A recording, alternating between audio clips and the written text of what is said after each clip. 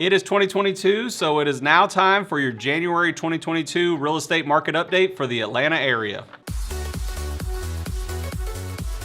Okay, here we go. Yes. Number of new listings really hasn't changed much. We've been telling them that. Yeah. But the number of new listings is down by 1% year over year. Pending sales is only down by 0.6%, so it's almost the same number. Same as a year ago to this date. These numbers have not changed too much. Our closings is barely up, is 0.7%. Again, very similar to 2020 last year. Our days on the market is a huge difference. Yes. Year over year. It is 50% less time on the market than it took last year to sell your home. That's crazy. So in Atlanta, when everybody was doing real estate transactions, they were used to a certain amount of time to get that transaction done. We're now cutting that in half to get it done. And then the average sales price, do you want to take a guess? Ooh, I know we were up like 80 something thousand when we did the last market update. What is it now? So it's 20.9% Higher than a year ago. Yes, that you could sell your home for 20% more. So somebody that bought a home a year ago could have 20% equity. Yes.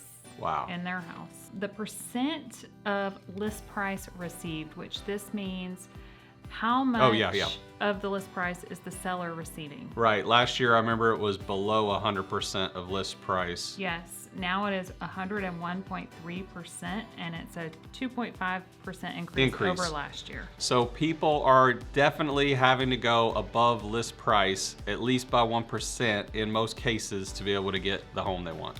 So what's really interesting is these are all single family residential stats. Yeah, we mostly talk about residential, single family, not townhouses and condos. But what's interesting is when we actually compare these numbers to the townhome and condo numbers, when we look at the pending sales and the closed sales for townhomes and condos, they're going up? It is way up. Yeah. So the pending sales number is 14.5% higher. Okay. And the closed sales is 17.6% higher. Which is almost 19,000 townhouses and condos properties sold.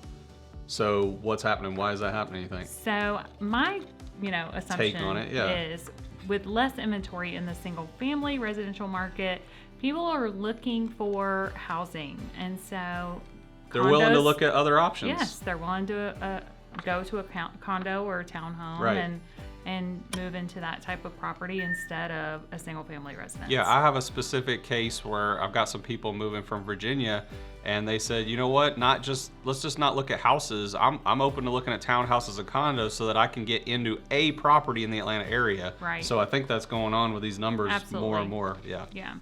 So, and speaking of being competitive in the market, we're finding that we're hearing people are really having trouble getting their offers accepted. Yeah. So one thing that we want to show you today is that it really matters who you're working with in the real estate market. That they really need to be knowledgeable about the market stats in the property that they're about to put an offer on. Okay, and that's what we're doing when we're helping our people get an offer. So let's go through it. Okay, so this is a house. Let's put this up on the screen for everybody. Yep.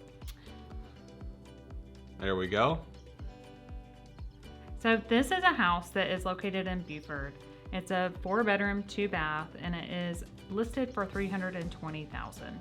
So if we have a buyer that wants to put an offer in on this house, what we're going to do is we're going to look at the market statistics on the neighborhood. Right. So once we do that, what's going on around this house? What are other houses selling for? Exactly. So we're going to take a look at the information, and right away you can see that the properties that have closed around this one closed for much higher than this one was listed for. Yeah, we've got 3 closings we can look at.